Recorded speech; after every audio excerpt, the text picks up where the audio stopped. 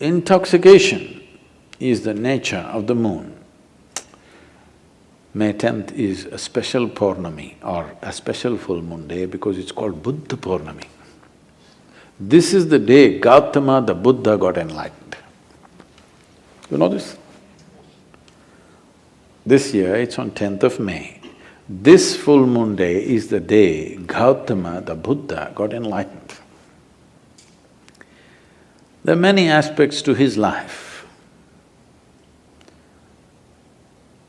The most important aspect is that he is a Buddha. That's not his name. His name is Gautama Siddhartha, but he is a Buddha. Buddha means he transcended his intellect. Bhu means buddhi, dha means dada. Buddhi means the intellect, dada means one who is above. One who is above his intellect is a Buddha. One who is in his intellect is a non-stop suffering human being. Something happens, they suffer, nothing happens, they suffer, whichever way. That is, if you're below the mind, we call them Buddhu. You're missing the point. If you're above the mind, you're a Buddha. If you're below the mind, you're a Buddhu. If you're in the mind, you're non-stop suffering.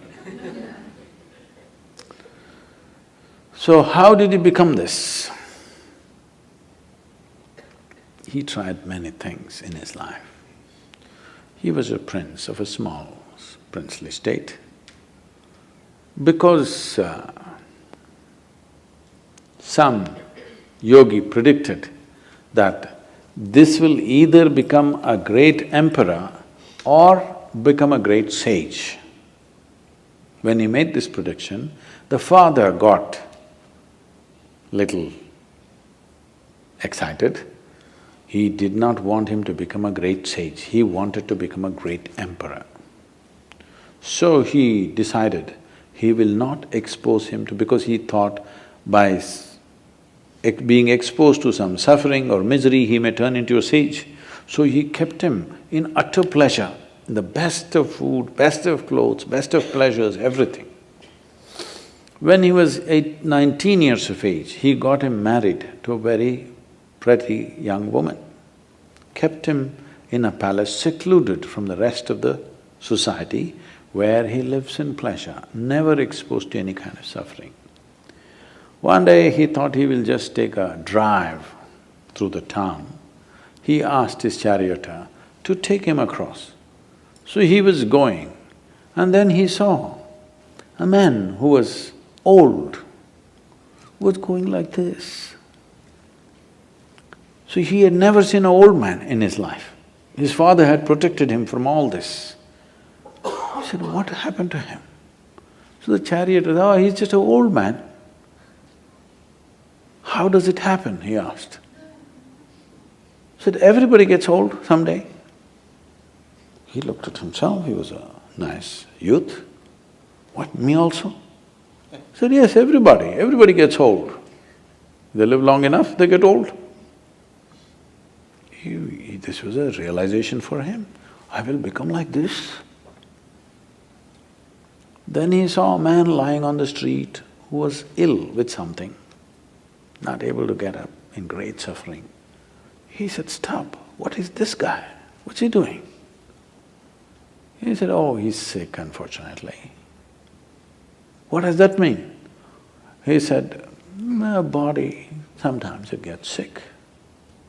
It can happen to anybody, it can happen to just anybody. Me, a prince, it can happen to me, it can happen to anybody. Then he said, oh, I can become like this.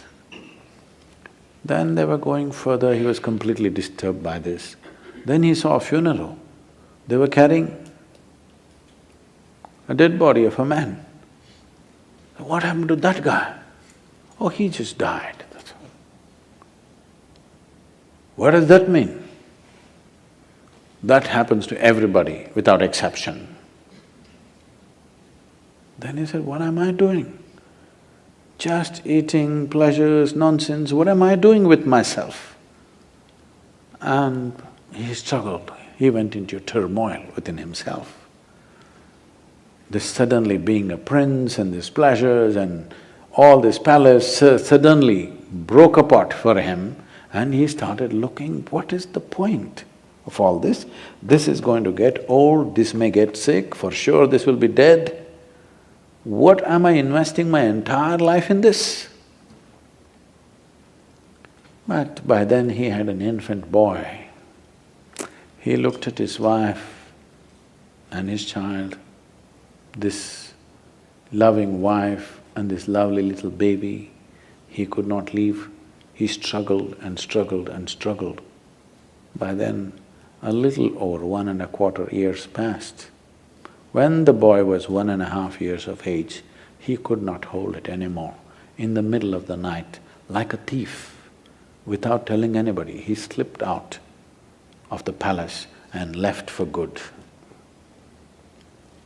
He went in search, I want to know the truth about this life. He went from school to school. These are times when different schools were established in India. At one point, there were over 1,800 schools. I'm saying not just institutions, 1,800 different ways of doing things, 1,800 different varieties of yoga. Not the kind that you're seeing in California, somebody doing like this, somebody doing like this, really intricate expressions. It is like how the medical science is becoming today. 25 years ago, you wanted a medical checkup, all you needed was your family doctor. Today, for every part of your body, there is a doctor. A few years ago, I had a knee injury. I was playing soccer and I broke something in the knee. And I was all packed up and I was speaking. That's how I got into golf, because of this knee injury. Somebody told me, gifted me a golf kit and said, Sadhguru, you're too old for any other game, you just play golf. So I was sitting there in Atlanta and talking, speaking at a place. Then I was in pain, I couldn't even move. So when this is over, when I was speaking, one person raised his hand, I thought he wants a question. But then he said, Sadhguru, I would like to examine your knee after this is over, I'm a knee doctor. I said, come on, you're an orthopedic. So, no, I'm a knee doctor. Then I said, right or left? Which one are you? So specialization is going. A time will come, probably in 50 years' time, if you want a medical checkup, you need 100 doctors to check you. By the time you get these 100 appointments, maybe you need an undertaker. Then it'll become ridiculous. Okay, you went to 3 doctors, all right. You went to 5 doctors, all right. If it becomes 50, 100 doctors for a medical checkup, it's become ridiculous, isn't it? This happened to yogic system. People started specializing and specializing in variety of small things. Each specialization has a whole thing by itself. Someone just came and told me they're a dentist, okay, I'm not speaking in any of this thing. For example, dentistry, just 32 teeth, all right? They study for 9 years, 32 teeth. 9 years of study, still they don't know everything about it. That's the nature of creation. If you start studying one tooth at a time, you will see each one of them has something specific about it. Somebody can spend a lifetime of study just learning about one tooth. Just see if you had 32 dentists to look into your mouth. Disaster you are, isn't it? So as specialization happens, when it crosses a certain point, it'll become ridiculous. This happened to yoga. It crossed that point where 1,800 schools, different specializations of yoga happened. So that is when Patanjali came and kind of assimilated everything into Yoga Sutras to minimize this expanse that was growing endlessly. So when Gautama came, it was post-Patanjali, but Still there were many things. So he went from school to school. He pursued 8 different forms of samadhi.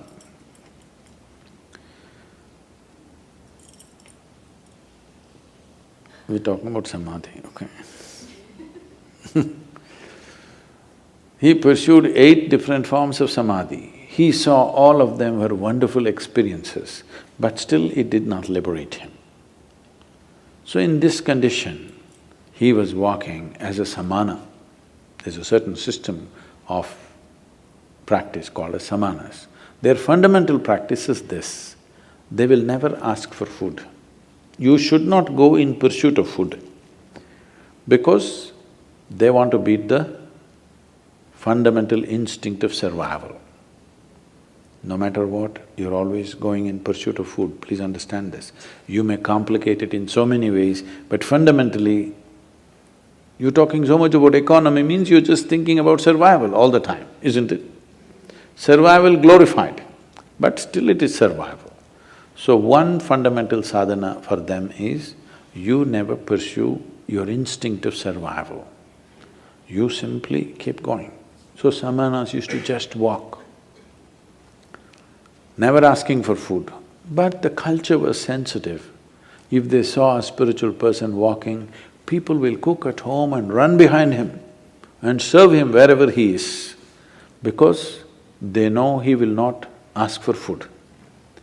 Today, if you become a samana, you will walk yourself to death. Those days, people were sensitive to his sadhana and responded. So there were thousands of samanas walking the country. So Gautama became a samana. And even if you are not asking for food, you will walk near a town, so that food will come. But Gautama took it too seriously and just walked. He became all bones, just bones and a bag of skin, like that he became. Then he came to a place where there was a river called Niranjana. Unfortunately, that river is gone now, no more river. Just about 18 to 20 inches of water, maybe moving little rapidly. He stepped into it, halfway down into the river, he did not have the energy to cross. There was a tree branch, a dead branch, he just held on to it. He doesn't have the strength to take the next step, but he is not the kind of man to let go.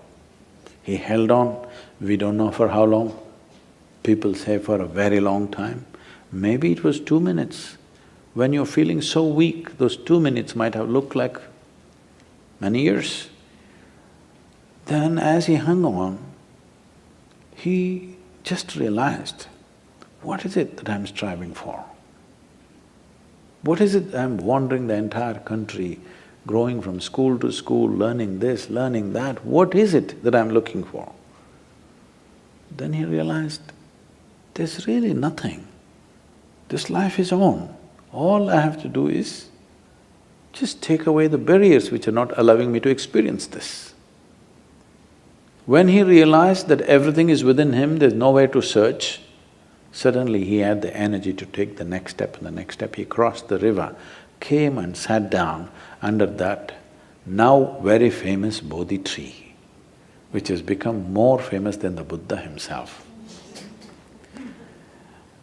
A part of the tree, a remnant or a progeny of the tree still exists in Bodh Gaya.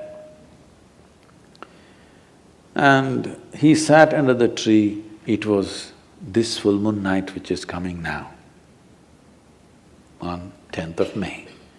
He sat there and he sat there with this determination, either I must see the ultimate nature of my existence now, or I will sit here and die. I will not open my eyes till I know this. Once he made that resolve, because the only problem is there is no resolve. Every 2 minutes, your intentions are changing. If you are totally on, to know what is within you, how long should it take? It should happen in a moment, isn't it? because there's no distance to travel. Time is a quantity which is necessary only when there is a distance to travel, isn't it? If there is no distance to travel, if I ask you, how long does it take for you to sit here? You're already sitting. It's already there. It doesn't take any time. So you are already alive and on. It doesn't take any time for realization because you don't have to do anything particular. When he saw this, he was fully enlightened and the moon was shining. And he had not eaten for many months on end properly, years, actually 4 years he was a samana. And people around him, he had gathered about 5 disciples, I think. These guys thought he's real because he doesn't eat, he's really rigid. And they saw he's in some state, exuberant state, and they could see the light on his face. Then they were waiting for him to open his eyes and give the teaching.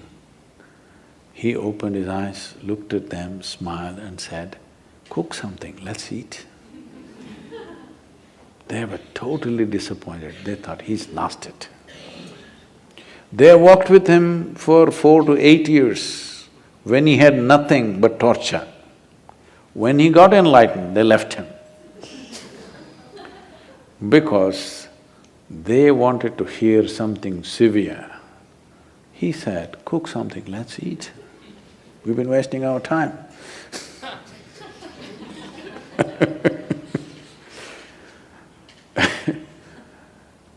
There are many beautiful episodes in his life.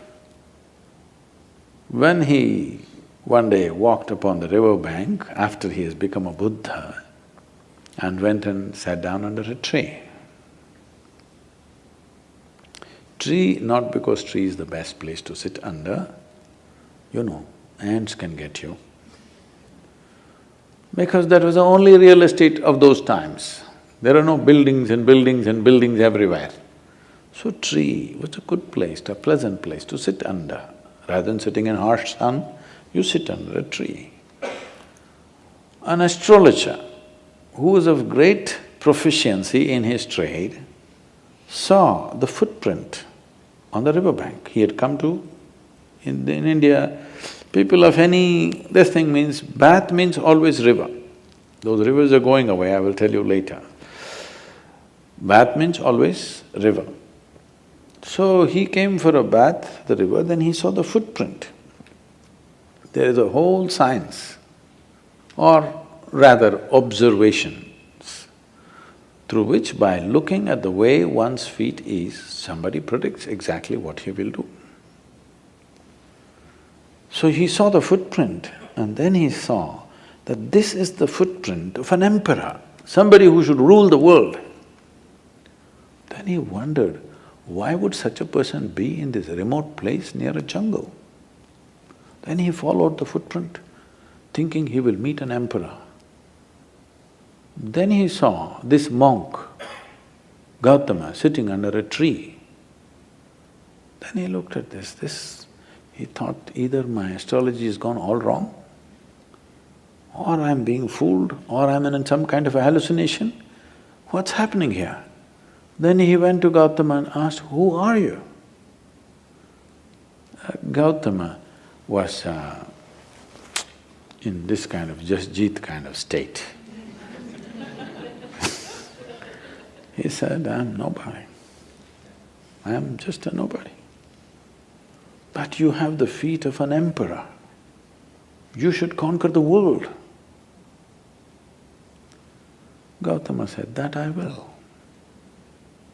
but not by conquest." See, there are 2 ways you can have the world, either by conquest or by inclusion. Yes? I can make you yours, either by capturing you, chaining you and making you do what I want, or by including you as a part of myself. Yes?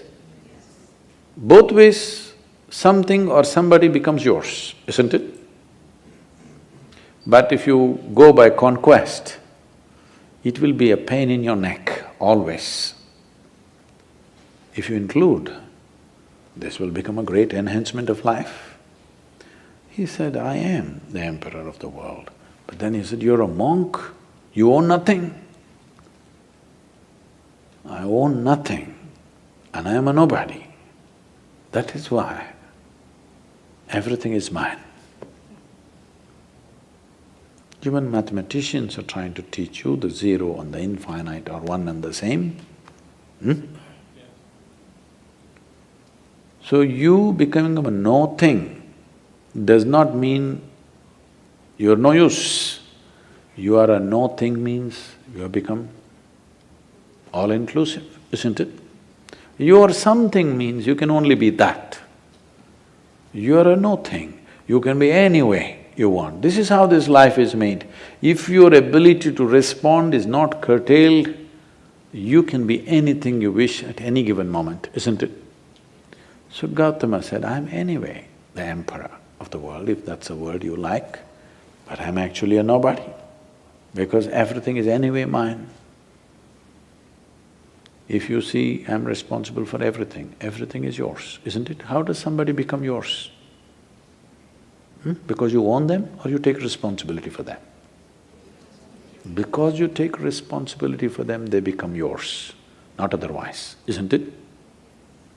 If you own them forcefully, they will never be yours. Yes or no? Yes. If you forcefully own somebody, will they ever be yours? They'll never ever be yours. So this astrologer sat down. He said, you are a monk, you have nothing, on top of it you say, you're Jasjit, I'm sorry. On top of it you say, I'm a nobody and everything is yours. What is this? Gautama said, you come, I have a way for you. You are busy making predictions of life. I have a plan. Why do you make predictions of life? You're incapable of making a plan and executing a plan. That is why you fall back on predictions, isn't it? Yes or no? If you are capable of making a plan and executing the plan, would you fall back on predictions? No.